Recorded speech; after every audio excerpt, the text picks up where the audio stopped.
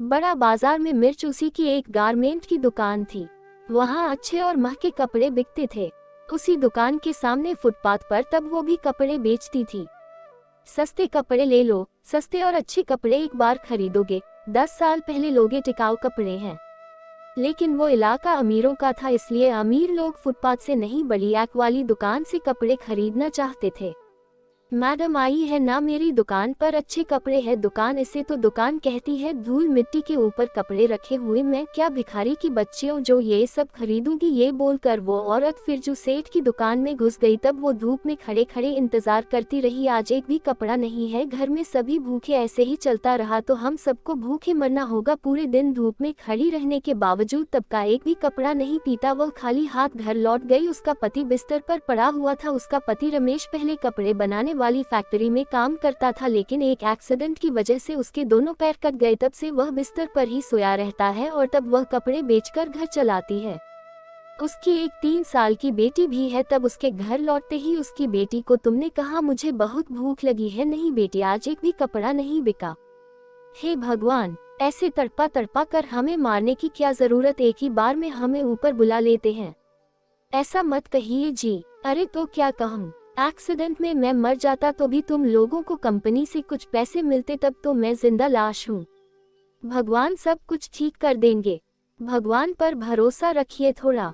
तबू और उसका परिवार उस दिन बिना कुछ खाए ही सो गए।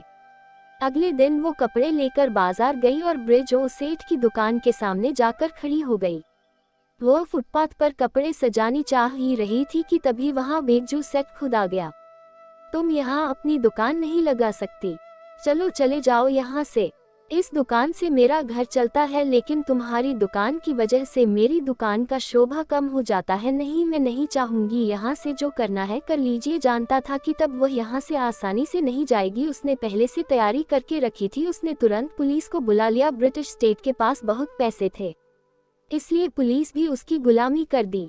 पुलिस ने तब्बू से कहा, हे तब्बू चली जा यहाँ से, ऊपर से ऑर्डर है, फुटपाथ खाली करना होगा। लेकिन साहब मैं कहाँ जाऊँ, मैं मर जाऊँ कि साहब मेरा पूरा परिवार मर जाएगा। हाँ तो जिंदा रहकर ही क्या कर लोगी, इस दुनिया में तुम जैसे गरीबों की जरूरत ही क्या है। पुलिस ने तब्बू को भगा दिया। तब्बू घर लौट आई। क्या हुआ, तुम्हारे जल्दी लौट आई, क्या बात है। फिर ड्यू सेठ और पुलिस ने मुझे भगा दिया। मैं और कभी वह कुछ नहीं बेच पाऊंगी। कैसे चलेगा, गाना कैसे आएगा, कुसुम की पढ़ाई कैसे होगी। सब कुछ खत्म आए तभी मुझे भूख लगी है, खाना दो ना। चुप रहे, खाना नहीं है मेरे पास। गुस्से में आकर मैं तो बस खाना मांग रही थी। मैं 3 दिन से भूखी हूँ, अब बहुत बुरी हूँ, मैं नहीं जाऊंगी आपके साथ। कुसुम दौड़कर घर के बाहर चली गई। कुसुम रुक जा बेटी, कहाँ जा रही है। लेकिन कुसुम नहीं रुकी। वह भागकर कुछ देर बाद तब्बू शांत हुई और वो बाहर जाकर कुसुम को ढूंढने लगी। वो लोगों से कुसुम के बारे में पूछने लगी। बेटी, मेरी बेटी कुसुम, कुसुम कहाँ है तू? आपने 3 साल की बच्ची को यहाँ से जाते हुए देखा है क्या? नहीं, नहीं देखा है, ठीक से याद कीजिए ना, वह मेरी बेटी है। अरे एक बार बोला ना कि नहीं देखा है, चल यहाँ से। तब वह अपनी बेटी को ढूंढ नहीं पाए। उधर को हम दौड़ते हुए नदी किनारे चली गई और वहाँ बैठकर मेरी माँ भी आई। कुसुम को रोते हुए देखकर एक औरत उसके पास आई, उसका नाम सुमन था।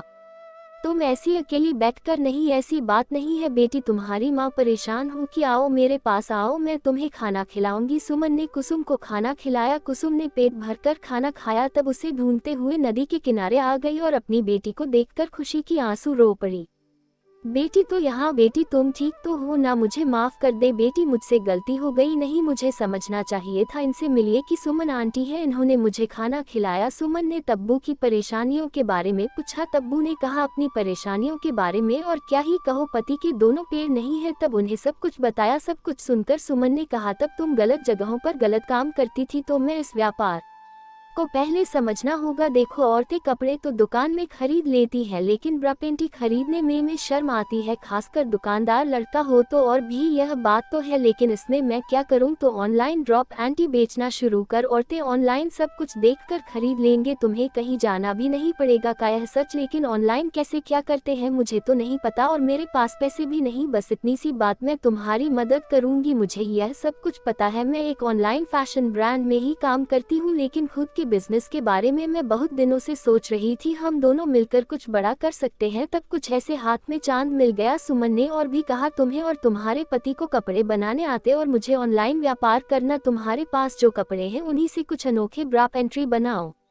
देखना कैसे धड़ धड़ बिकते हैं। तुमने सही कहा सुमन, दोनों मिलकर बेचते हैं। तब वह सुमन को अपने घर ले गई। प्लान सुनकर रमेश भी खुश हुआ। उसके पैर नहीं है लेकिन हाथ तो सलामत है।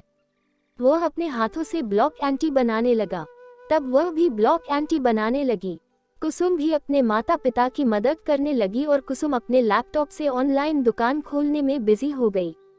लगातार 2 दिन काम करने की बाद 10 जोड़ी ब्रा पेंटी बनकर तैयार हो गई और ऑनलाइन दुकान भी खुल गई। बहुत बढ़िया, अब इनकी फोटो उठाकर दुकान पर डाल देती हूँ। सुमन ने ब्राह्मण जी की फोटो उठाकर ऑनलाइन दुकान पर डाल दिया और 1 घंटे में उन लोगों का पहला ऑर्डर आ गया है। पहली ब्रा पेंटी बिकने वाली है, लेकिन कैसे? यहाँ से लेकर कुछ मिनट में डिलीवरी बॉय लेकर चला गया।